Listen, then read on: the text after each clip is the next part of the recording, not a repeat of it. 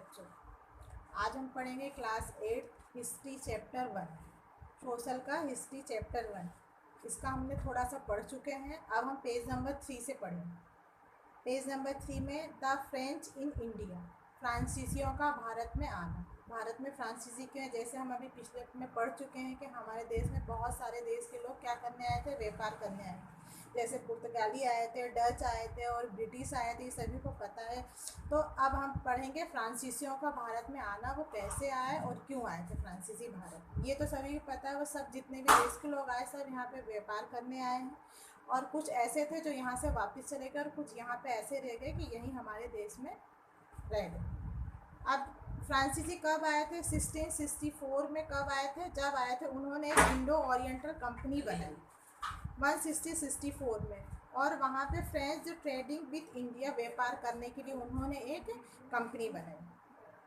अब ये फ्रेंच वाले यहाँ पे क्या था, एक फ्रांसीसी अफसर जो क्या था, भारत में हमारे टूर करने के पर्पस से आया था। टूर करने का उसका कुछ पर्पस होगा कि ट्रेडिंग के लिए देखने की कैसा व्यापार है, यहाँ का क्या है। तो वो यहाँ पे हमारे टूर करने कब आया? वो 1667।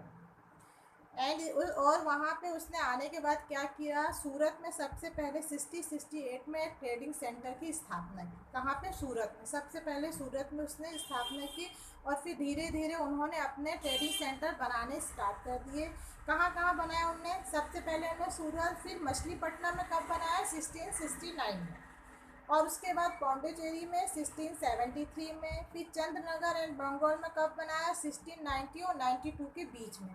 यहाँ पे इसके बीच में बना। ये लोग क्या थे, सिर्फ इतनी जगह उन्होंने अपने सेंटर बनाने। अब द फ्रेंच कंपनी थी, उन्होंने क्या किया, 92 के बाद जब उन्होंने वहाँ पे ट्रेडिंग सेंटर बनाया तो वहाँ पे एक फोर्ट लुइस नाम का एक महल बनाया, जो उनके क्या थे, वॉर के पर्पस के लिए थे और किसी के लिए थे, उनने बनाया। They focus the only making profit. उनका फोकस क्या था भारत में आने के बाद? सिर्फ फ़ायदा कमाना या प्रॉफिट कमाना। उनका और किसी चीज़ों में ध्यान नहीं था। सिर्फ उनका यही मकसद था कि हम जब भारत में व्यापार करने के लिए आए हैं तो हमारा मकसद क्या है, सिर्फ हमको फ़ायदा कमाना। और फ्रेंच ट्रेडिंग कंपनी जो थी इंडिया से, उसको मजबूती मिली। यहाँ पे उसने बहुत सारे अपने बिजनेस को फैलाया और बहुत जगह ट्रेडिंग सेंटर भी बनाया। और वो क्या, मजबूती देने के चक्कर में क्या किया उसने, फ्रांसीसी जो था उसने मजबूती चक्कर में ईस्ट इंडिया कंपनी से उसको क्या करना पड़ा, युद्ध करना पड़ा। ईस्ट इंडिया कंपनी से जब उसने युद्ध किया तो उसको इस युद्ध में क्या मिली, हार मिली। और हार मिलने के बाद क्या किया उसने, यहाँ से वापस जाने का फैसला किया। किसने किया? फ्रांसीसियों ने। जब वो हार गए ब्रिटिश से तो वो यहाँ से उन्होंने वापस अपने देश को चले गए। अब सेकंड है डिक्लाइन द मुगल एम्पायर। मतलब इसका है कि डिक्लाइन, मुगल एम्पायर का डूबना और ब्रिटिश का उभरना। ब्रिटिश ताकत हमारे देश में जब आई थी तो उन्होंने कैसे मुगल एम्पायर डूबे और कैसे ब्रिटिशों ने अपना राज जमा। ये तो सभी को पता है कि हमारे देश में ब्रिटिश ने बहुत सालों तक राज किया, पर उनने राज कैसे किया है इसमें थोड़ा सा हम पढ़ेंगे। इसमें द मुगल एम्पायर, ये सबको पता है कि मुगलों ने बहुत बड़े बड़े एम्पायर, बहुत महल और बहुत बड़े बड़े फोर्ट यहाँ पे बनाए थे। कब बनाए थे? इसकी स्थापना किसने की थी मुगलों एम्पायर की? बाबर ने। कब की थी? 1526 में। इसकी स्थापना बाबर ने की। और इसने, बाबर ने इसकी स्थापना की क्योंकि उसको वहाँ अकबर का पूरा सपोर्ट मिला था। किसको? बाबर को। और बहुत ताकत थी, एफोर्ड द अकबर का। उसने क्या किया, बहुत ताकत मिली अकबर की और इस चक्कर में उसने क्या किया, बहुत बड़े बड़े एम्पायर बनाए। और उनका शासन कब कमज़ोर होने लगा? After the death emperor Aurangzeb. Aurangzeb के मरने के बाद क्या हुआ, मुगल ताकत जो थी, ये मुगल एम्पायर था, थोड़ा धीरे धीरे कमज़ोर पड़ने लगा। क्योंकि उस तीनों जब मिलके बना रहे थे तो बहुत मजबूती थी, पर वो जब मर गया तो उसके बाद क्या हुआ, थोड़ा थोड़ा कमज़ोर पड़ने का। The success where war the, क्या हुआ, इसके कमज़ोरी की क्या कारण थी? जो उनकी पीढ़ियाँ थी या इनके बच्चे थे, जो वो क्या चाहते थे, सभी चाहते थे कि हम राजा बने या नवाब बने या हमारा राज्य हो, उसमें हम राज करें। तो इसके कारण क्या थे, वो आपस में ही लड़ने लगे थे, आपस में युद्ध करते थे कि मैं इस राज्य में कब्जा चाहता हूँ या मैं। इसके कारण क्या हुआ, मुगल शासक जो लीडर थे, लीडर की बात माननी पड़ती थी। वो राज्य लड़ने के लिए क्या करते थे, बड़े बड़े जो नेताओं थे उनकी, उनको बात माननी पड़ती थी। और सिर्फ क्या थे, वो जो उनके वो थे वंशज जो थे, वो क्या चाहते थे, सिर्फ लीडरों की कठपुतलियां बन गए थे। जो लीडर कहते थे वो, और वो आपस में क्या थे, लड़ाई करते कि हम राज लेंगे, हम लेंगे। और इससे क्या हुआ, सिर्फ कठपुतलियां बन गए। और जब मुगल कमज़ोर होता है, इसके कारण क्या हुआ, जब मुगल आपस में ही लड़ने लगे तो मुगल क्या हुआ, धीरे धीरे कमज़ोर होता जा रहा है। और बहुत सारे स्टेट थे जिनको स्वतंत्रता मिल गई मराठों का राज चल के। जैसे इसमें से स्टेट कौन से थे, हैदराबाद, अवध, पंजाब, ब्रह्मपुत्र, ग्वालियर, और नेक्स्ट पेज में एंड मराठास, मैसूर, कोलकाता, इतने सारे राज थे जिनपे उनमें क्या हुआ, बिल्कुल वो स्वतंत्र हो गए। और उनपे क्या हुआ, मराठा के नेतृत्व में स्वतंत्र के मराठाओं का सपोर्ट मिला और ये राज क्या हो गए, बिल्कुल स्वतंत्र हो गए। और कुछ रूलरों के अटैक से, जैसे कुछ रूलर थे जिन्होंने इस पे मुगल एम्पायर पे अटैक किया, जिससे क्या हुआ, मुगल एम्पायर खत्म हो गया।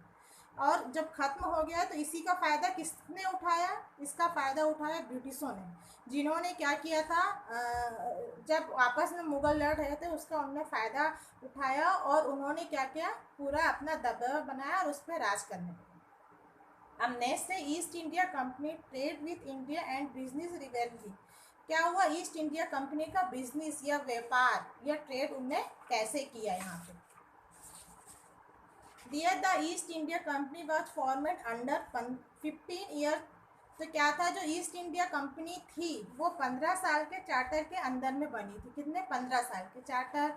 चार्टर का मतलब लीज पे या उनका कुछ कॉन्ट्रैक्ट था उसके, उस पे बनी थी। और ये किसके द्वारा बनाई गई थी, एलिजाबेथ ब्रिटिश 31 दिसंबर 1600 को एलिजाबेथ के द्वारा, उसके द्वारा बनाई गई थी। उनमें कॉन्ट्रैक्ट हुआ था और कितने सालों का, 15 सालों का। और वो किसी, और उनमें इसको ये ताकत मिल गई थी उसमें कि वो किसी को भी पनिश कर सकते हैं। और कंपनी के रास्ते में आया तो वो कंपनी का एक ही मकसद था, इसमें ब्रिटिश का क्या मकसद था, जो ब्रिटिश का मकसद था वो एक ही मकसद था, सिर्फ इसकी प्रॉफिट कमाना।